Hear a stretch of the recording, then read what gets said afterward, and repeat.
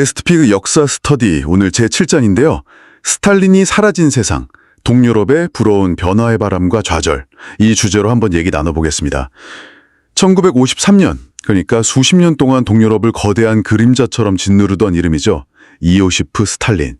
그가 사망합니다. 네. 그의 죽음은 정말 그 억압받던 사람들한테는 희망이라는 단어를 처음 떠올리게 한 그런 거대한 사건이었을 거예요. 그쵸. 마치 그 굳게 닫혔던 철의 장막 뒤에서 아주 작은 빛이 새어나오기 시작한 것과 같았다고 할 수 있죠. 자, 그럼 이 거대한 변화의 시작을 함께 파헤쳐 볼 텐데요.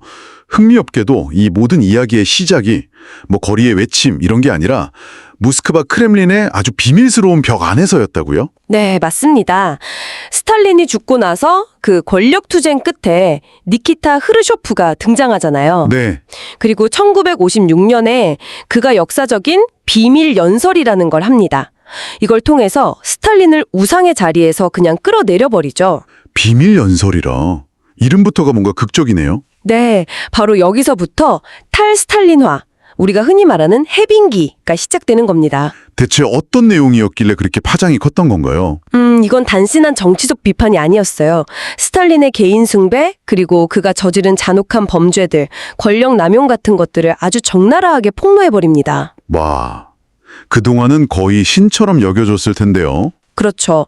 신으로 여겨지던 존재를 파괴하고 과거와의 단절을 공식적으로 선언한 아주 상징적인 사건이었던 거죠. 그렇다면 이 해빙이라는 게 당시 사람들의 삶에는 좀 실질적으로 피부에 와닿는 변화를 가져왔을까요? 가장 상징적인 변화는 역시 정치범 석방이었습니다. 아, 굴라크.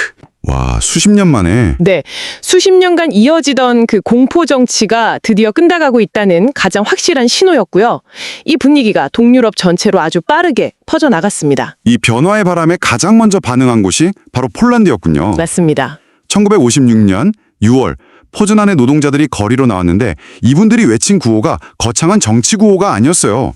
바로 빵을 달라. 네, 아주 절박한 외침이었죠. 그만큼 먹고 사는 게 힘들었다는 거고요. 하지만 당국의 대응은 정말 가혹했습니다.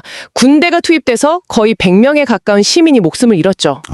그런데 이 비극이 역설적으로 폴란드인들의 저항 의지를 더 불태운 겁니다. 오히려 역효과가 난 거군요. 네, 결국 국민적인 지지를 받으면서 개혁파 지도자인 부아디슬라프 고무우카가 권력을 잡게 돼요. 여기서 중요한 건 소련의 허락 없이 폴란드인들 스스로 지도자를 선택했다는 점입니다. 잠깐만요. 소련 입장에서 보면 이건 명백한 반란이잖아요. 허락도 없이 지도자를 바꿨으니까. 그렇죠. 당연히 군사개혁까지 고려하면서 압박을 했죠. 그런데 어떻게 폴란드는 그걸 피할 수 있었을까요? 바로 그 고무우카의 현실적인 줄타기 득근이었습니다. 그가 흐르쇼프와의 담판에서 딱 두 가지를 약속해요. 두 가지요? 첫째, 폴란드는 공산주의 체제를 유지한다.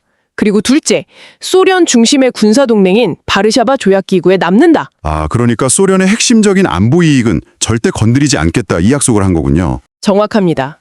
이 약속으로 소련을 안심시키는 대가로 폴란드 내부 문제에 대한 상당한 자치권을 확보하는 데 성공한 거죠. 피를 흘리지 않고 폴란드적인 길을 갈 수 있는 타협점을 찾아낸 거네요. 네, 아주 영리한 선택이었습니다. 이야, 정말 흥미진진한데요.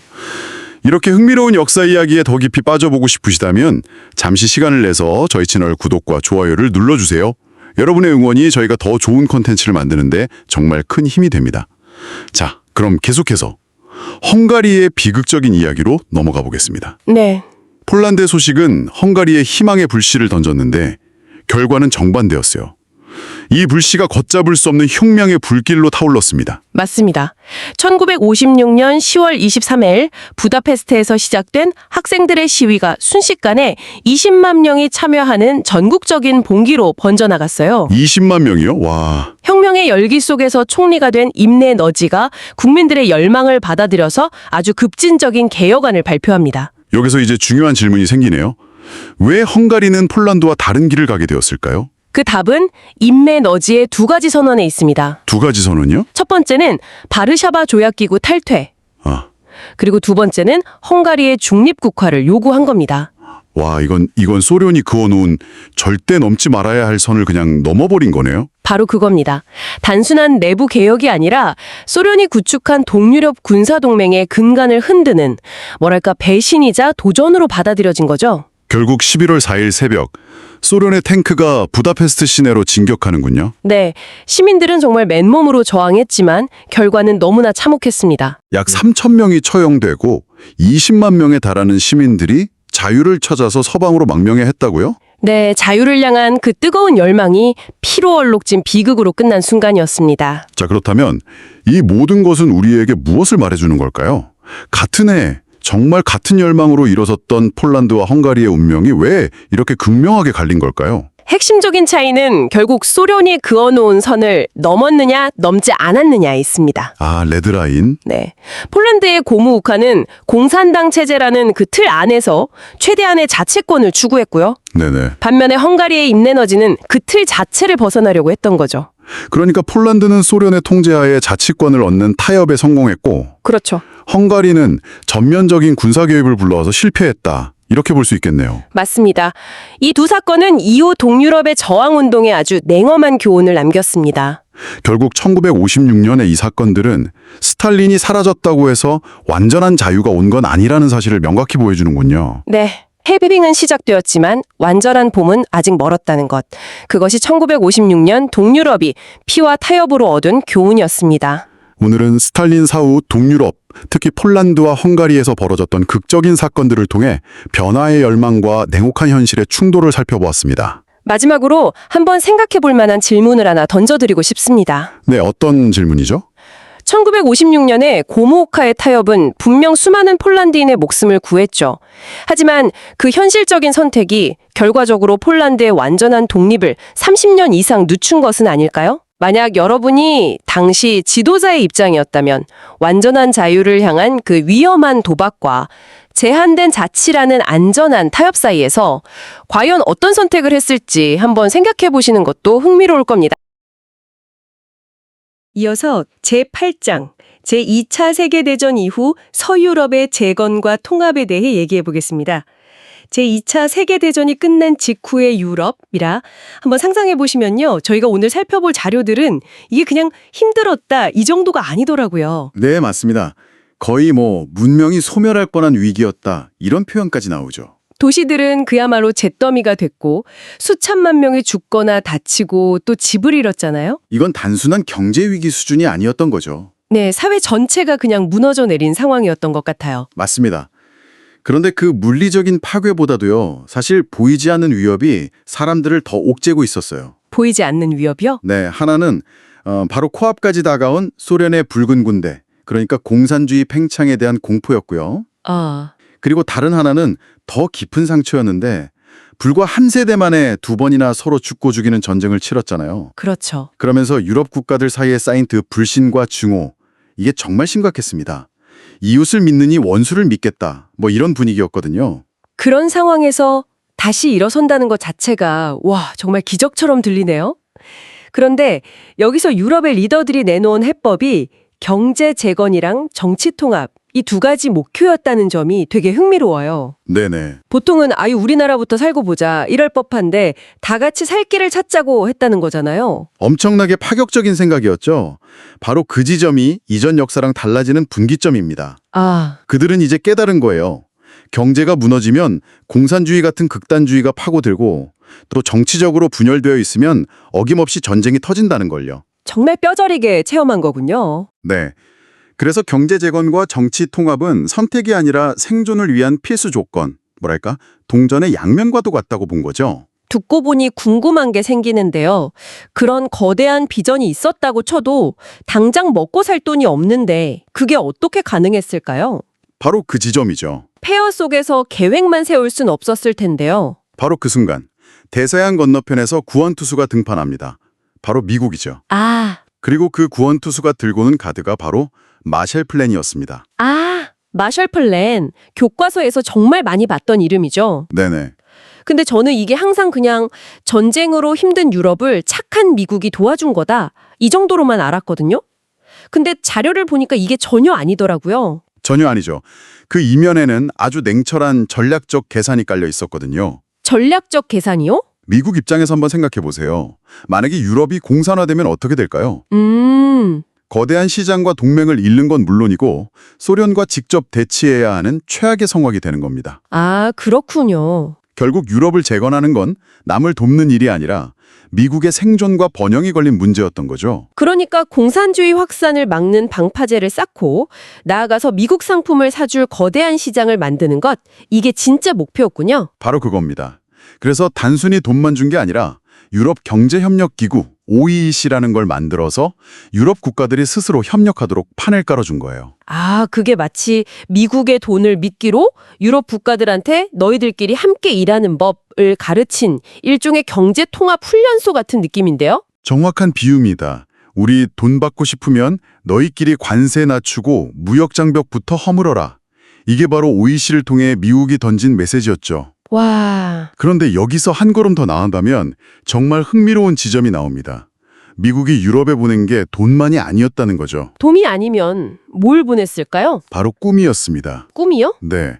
자료에서 마셜 플랜하고 할리우드 영화를 통합된 전략으로 분석한 부분이 있는데 정말 탁월한 통찰이에요. 할리우드 영화요. 한번 생각해 보세요.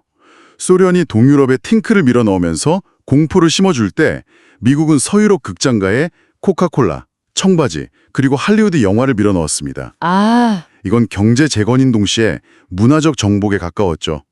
우리 편에 서면 당신도 저 영화 속 주인공처럼 풍요롭게 살 수 있다는 메시지죠. 와, 이건 정말 생각도 못했네요. 마셜 플랜이 그냥 경제정책이 아니라 사람들의 마음과 욕망을 파고든 일종의 심리전이었다는 거군요. 네, 자본주의가 보여줄 수 있는 가장 강력한 무기였던 셈이죠. 자, 이제 서유럽에 돈이 돌고 공장도 다시 지어지고 사람들은 할리우드 영화를 보면서 아메리칸 드림을 꾸고 있습니다. 근데 이 모든 노력이 단 하나의 위협 앞에서는 너무나도 취약했어요. 그렇죠. 바로 국경 너머에 있는 수백만 명의 소련군. 아무리 경제가 좋아져도 탱크가 언제 밀고 들어올지 모른다는 공포가 있잖아요. 맞습니다. 경제의 방패만으로는 부족했던 거죠. 진짜 방패, 즉 군사적인 방패가 절실히 필요했습니다. 그래서 탄생한 게 바로 북대서양 조약기구, 나토군요. 네, 네이토입니다. 네이토의 핵심은 딱 한 문장으로 요약됩니다. 우리 중 하나라도 공격받으면 우리 모두에 대한 공격으로 간주하고 함께 싸운다. 그야말로 강철 동맹이네요. 근데 이 약속이 그냥 말로만 그치지 않으려면 강력한 힘이 있어야 했을 텐데요. 바로 그 점 때문에 네이토의 실질적인 보증수표는 미국의 군사력, 특히 해구산이었습니다.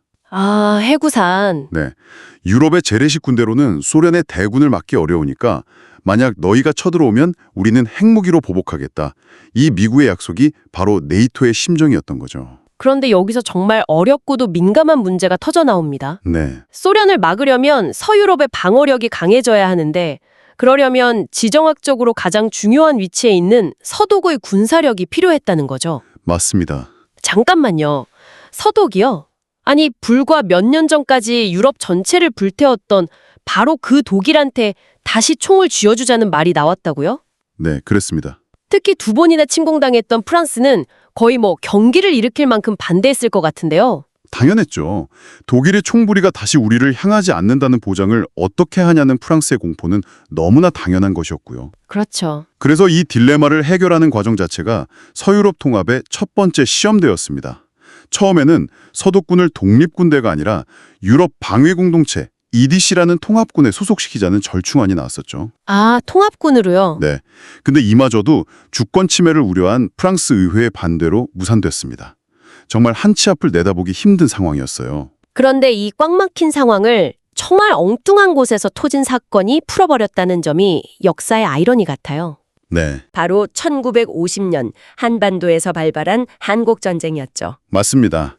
한국전쟁은 유럽인들한테 공산주의의 군사적 위협이 더 이상 먼 나라 이야기가 아니라는 걸 각인시켰거든요. 아, 저게 우리 일이 될 수도 있겠구나 하는 공포감. 그렇죠. 독일이 무서운가, 소련이 무서운가? 이 질문 앞에서 결국 당장 더 무서운 건 소련이다. 이런 현실적인 선택을 하게 만든 겁니다. 그래서 결국 네, 결국 1955년에 서독은 주권을 완전히 회복하고 네이토의 15번째 회원국으로 당당히 가입합니다. 와, 어제의 적이 오늘의 가장 중요한 방패가 된 거네요. 그야말로 역사의 대전환입니다. 이렇게 안보와 경제라는 두 개의 큰 축이 어떻게 맞물려 돌아갔는지 살펴보는 과정이 정말 흥미롭네요. 저희가 자료에 점들을 연결해서 하나의 큰 그림을 보여드리는 이 방식이 마음에 드셨다면 잠시 시간을 내서 구독과 좋아요를 눌러주세요. 다음 컨텐츠를 만드는데 정말 큰 힘이 됩니다. 자, 그럼 계속해서 이야기를 이어가 보죠.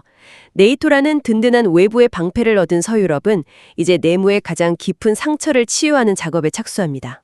네, 바로 수세기에 걸친 숙적, 프랑스와 독일의 화해 문제였죠. 근데 이 문제를 푸는 방식이 정말 기가 막힙니다. 우리 화해하자, 친하게 지내자 이런 뜬구름 잡는 얘기가 아니었어요. 네, 1950년에 프랑스 외무장관 로베르 슈만이 발표한 슈만 플랜은 그야말로 천재적인 발상이었습니다. 오, 수십 년간 싸워온 두 나라한테 갑자기 자 이제 우리 친구가 됩시다 라고 하면 절대 안 통하잖아요. 안 통하죠. 대신 슈만은 이렇게 제안합니다. 당신 집이랑 우리 집엔 항상 석탄과 철강 때문에 싸웠지 않소? 그럼 이제부터 이 골치 아픈 석탄과 철강을 우리 정부도 당신 정부도 아닌 우리 모두가 참여하는 독립적인 공동기관에 맡겨서 함께 관리합시다. 와, 그건 마치 앙숙 관계인 두 사람한테 우리 서로의 재산을 공동 경위로 합시다. 이렇게 제안하는 거랑 비슷한 거 아닌가요? 그렇죠. 아주 대담한 제안이었죠. 여기에는 어떤 노림수가 있었던 건가요? 두 가지 혁명적인 목표가 있었습니다. 첫째는 전쟁의 가장 핵심적인 원료, 그러니까 탱크랑 총 만드는 데 쓰는 석탄과 철강을 공동 관리하면 어느 한쪽이 몰래 전쟁 준비를 하는 게 물리적으로 불가능해진다는 거고요. 아, 원천 봉쇄군요. 네. 그리고 둘째는 수도나 전기 문제처럼 아주 구체적이고 실질적인 문제를 같이 해결하다 보면 자연스럽게 신뢰가 쌓이고 서로 없으면 안 되는 사이가 된다는 계산이었죠. 이게 바로 그 기능주의 접근법이라는 거군요. 맞습니다. 그게 바로 핵심이죠.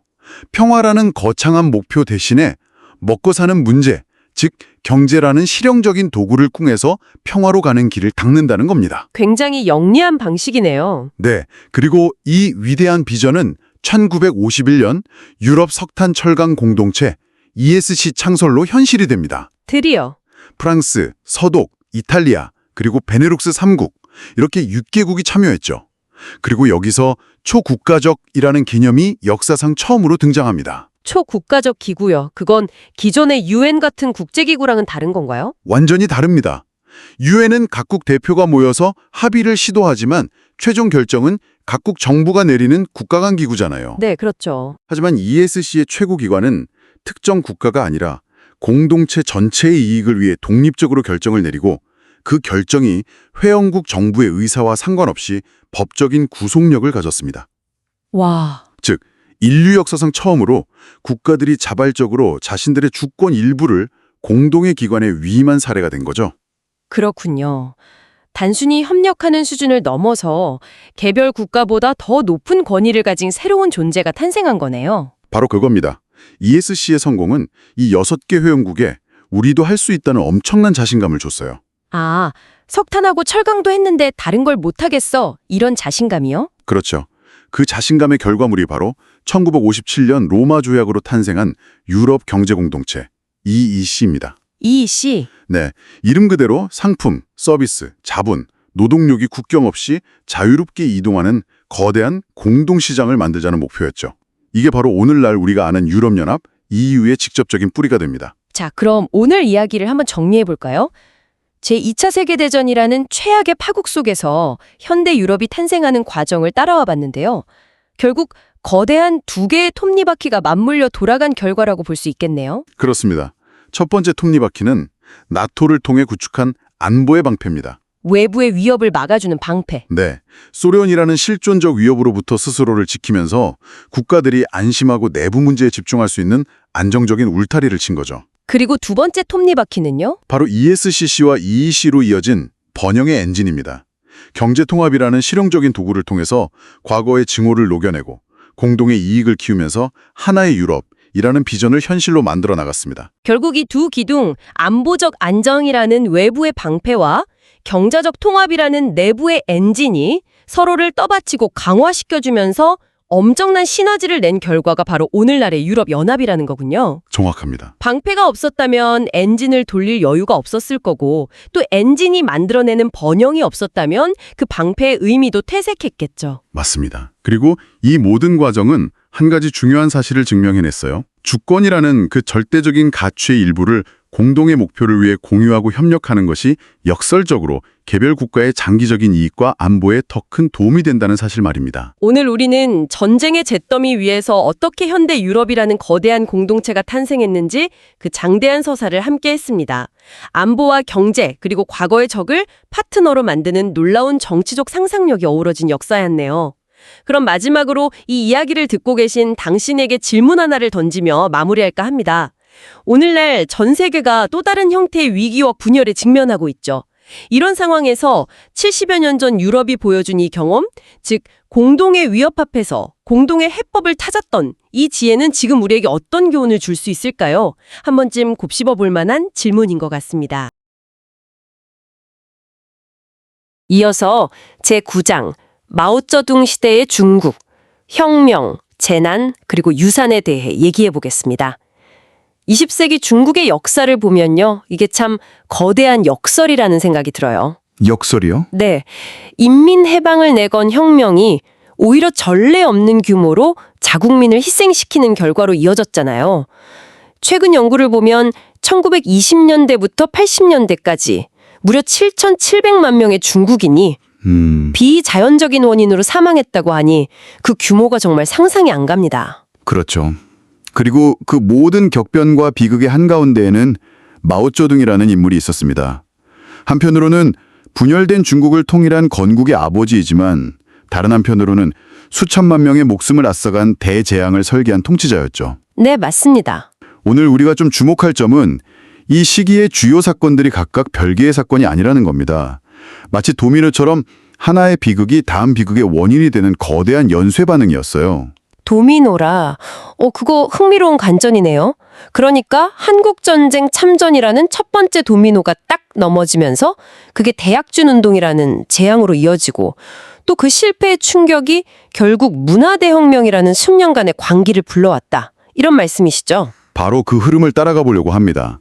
이 거대한 비극의 연쇄고리가 어떻게 맞물려서 돌아갔는지 그 인과관계를 한번 깊이 파고들어 보죠. 좋습니다. 그럼 첫 번째 도미노부터 시작해보죠. 1949년 오랜 내전 끝에 중화인민공화국이 수립됩니다. 정말 모든 걸 처음부터 다시 시작해야 하는 그런 상황이었을 텐데 불과 1년 만에 한국전쟁에 개입하잖아요. 이건 신생국가의 명운을 건 엄청난 도박처럼 보이는데 대체 왜 이런 무리한 결정을 내린 걸까요? 표면적인 명분은 그거였죠. 미 제국주의에 맞서 북한을 돕는다는 항미원조. 항미원조, 네. 네. 하지만 그 이면에는 더 복잡한 계산이 있었습니다. 스탈린의 압박도 있었고 또 여기서 미국에 밀리면 다음은 중국 차례라는 위기감도 컸고요. 무엇보다 소련의 군사 지원 약속을 믿었던 거죠. 하지만 그 대가는 정말 혹독했습니다. 막대한 인명피해는 물론이고 가뜩이나 어려운 나라 살림이 전쟁 비용 때문에 거의 파탄 지경에 이르렀으니까요. 맞습니다. 최소 80만 명의 사상자가 발생했고 국가 재건은 심각하게 지연됐습니다. 그런데 여기서 우리가 주목해야 할 가장 중요한 결과는 따로 있어요.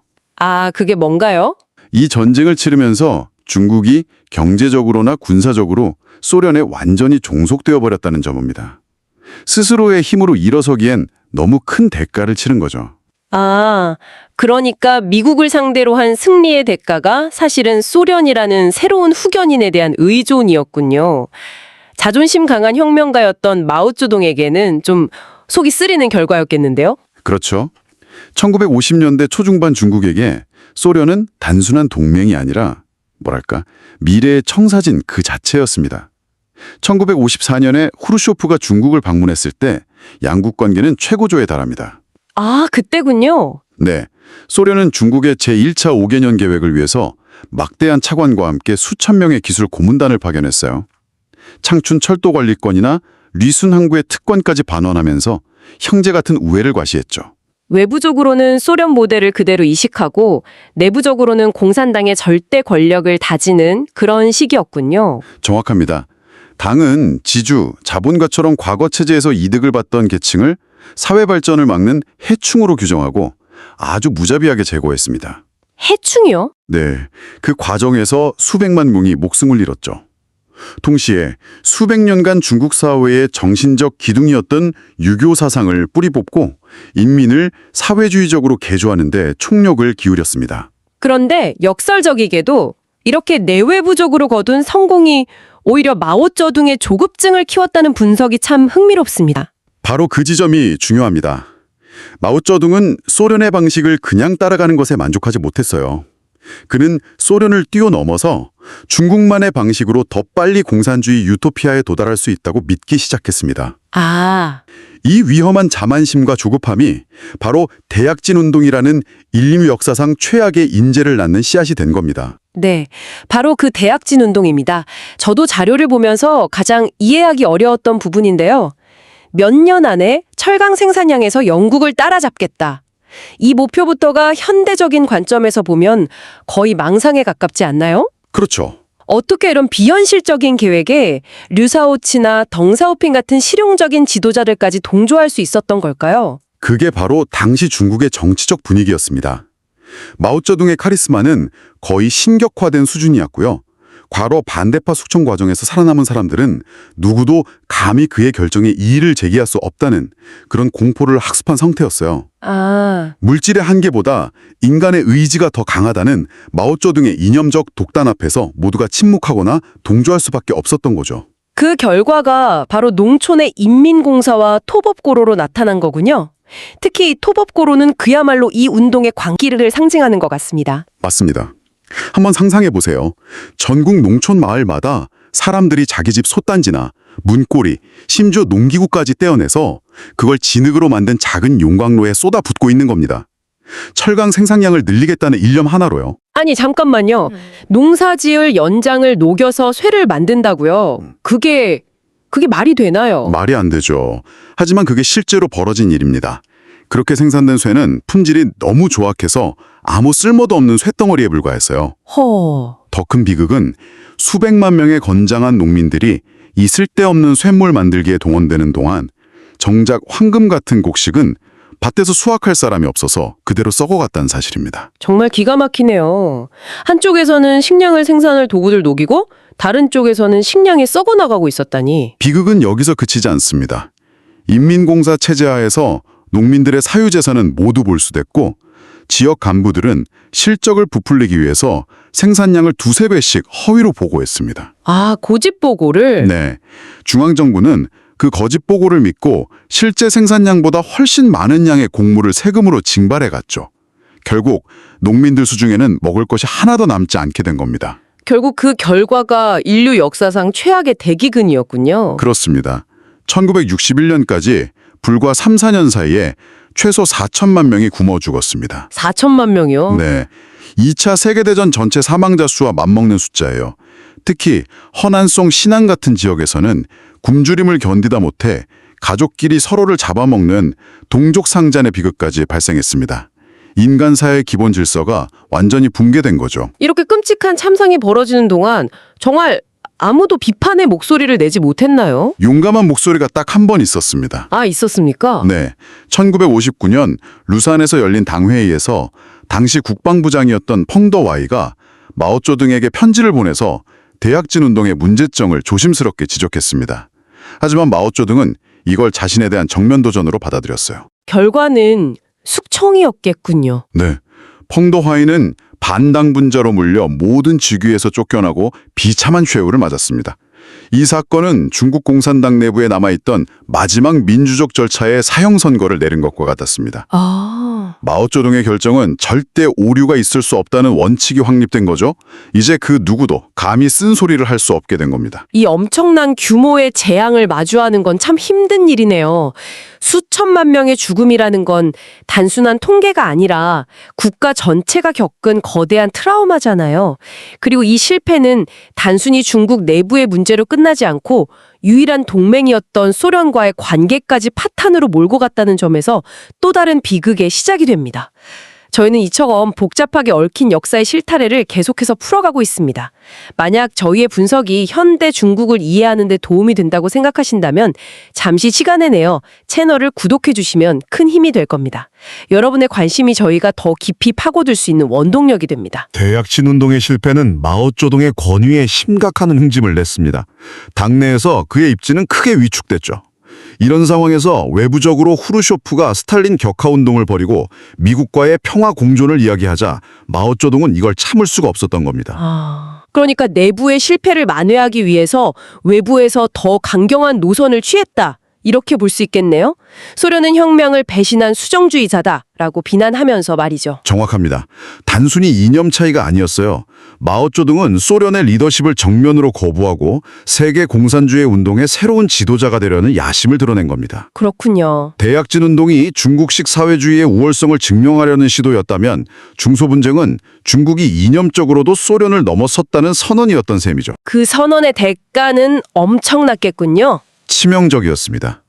격분한 소련은 1960년 중국에 있던 모든 기술 고문단을 철수시키고 모든 원조를 중단해버렸습니다. 와, 대기근으로 피폐해진 중국 경제에 그야말로 숨통을 끊어놓는 조치였죠. 이후 양국 관계는 계속 악화돼서 1969년에는 우수리강 국경에서 실제 군사적 충돌까지 벌어집니다. 충돌까지요? 네.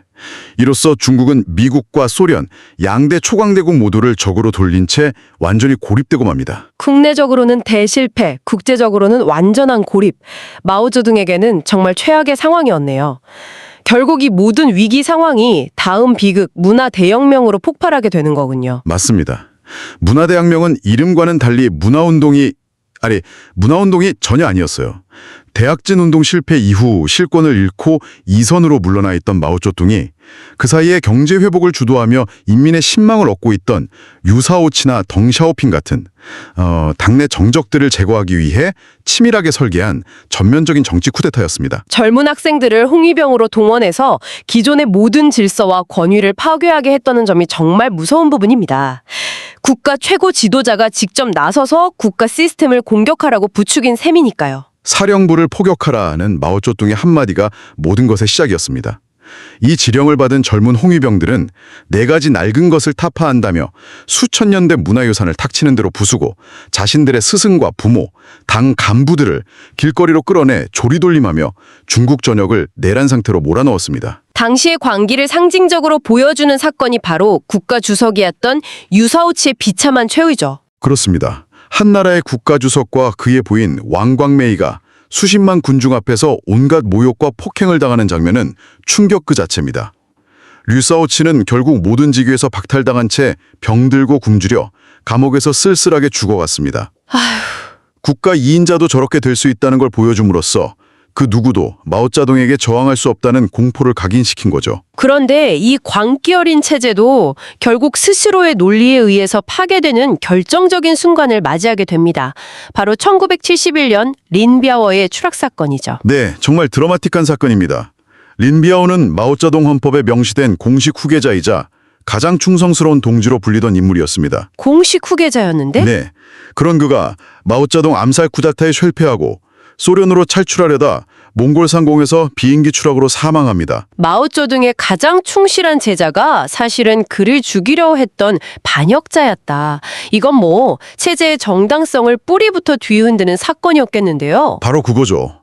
이 사건은 문화대혁명의 명분은 물론이고 사람을 꿰뚫어 본다는 마오쩌둥 개인의 신화에까지 회복 불가능한 타격을 입혔습니다. 수많은 중국인들이 우리가 대체 무엇을 위해 이 모든 것을 파괴하고 서로를 미워했나 하는 깊은 회의에 빠지기 시작한 겁니다. 이 사건을 기점으로 문화대혁명의 광기는 서서히 동력을 잃어갑니다. 그리고 1976년 마오쩌둥이 사망하면서 10년간의 대혼란도 막을 내립니다. 돌이켜보면 정말 쉴 틈 없는 비극의 연속이었네요. 결국 마오쩌둥 시대가 남긴 유산은 무엇이라고 정리할 수 있을까요? 한국전쟁 참전이라는 잘못 껴여진 첫 단추에서 시작해서 대약진 운동을 거쳐 문화대혁명으로 이어진 하나의 거대한 비극의 연쇄 반응이었어요. 자료에 나온 표현이 굉장히 인상적이었습니다. 마오 시대의 중국을 소비에트식 마르크스 레닌주의라는 외래 사상과 중국 전통의 권위주의가 기묘하게 혼합된 이질적인 잡종사회라고 정의했더군요. 네, 아주 정확한 비유라고 생각합니다. 구체제를 파괴하는 데는 성공했지만 그 위에 세워진 것은 인민의 이상사회가 아니라 기이하고 예측 불가능한 괴물이었던 셈이죠. 괴물이요? 네, 지속 가능한 대안을 제시하지 못한 파괴였습니다. 그러니까 그 괴물이라는 건 단순히 인명피해나 경제적 손실만을 의미하는 게 아니군요. 사회의 신뢰, 전통, 인간성 같은 무형의 가치까지 모두 파괴해버려서 그래서 다음 세대가 무엇을 기반으로 국가를 재건해야 할지 막막하게 만든 상태 그 자체를 의미하는 거군요. 맞습니다. 그리고 바로 이 끔찍하고 혼란스러웠던 경험이 오늘날 중국 공산당이 왜 그토록 안정을 최우선 가치로 내세우며 강력한 사회 통제를 유지하려 하는지를 설명해주는 가장 핵심적인 역사적 배경이 됩니다. 아, 다시는 그런 혼란을 겪지 않겠다는 국가적 트라우마가 깊이 자리 잡고 있는 거죠. 마오쩌둥이 남긴 상처와 모순은 21세기 중국의 DNA에도 여전히 깊숙이 영향을 미치고 있습니다. 오늘 분석에서 마오쩌둥 시대가 남긴 유산을 괴물이라는 강력한 단어로 표현했습니다. 이 점을 생각하시면서 이런 질문을 한번 던져보시면 어떨까 합니다. 과연 한 사회는 그토록 강력하고 파괴적이었던 건국자의 그림자에서 완전히 벗어날 수 있을까요? 아니면 그 시대의 유령은 좋든 싫든 현대 중국이라는 건물의 토대에 영구적으로 새겨져 있는 걸까요?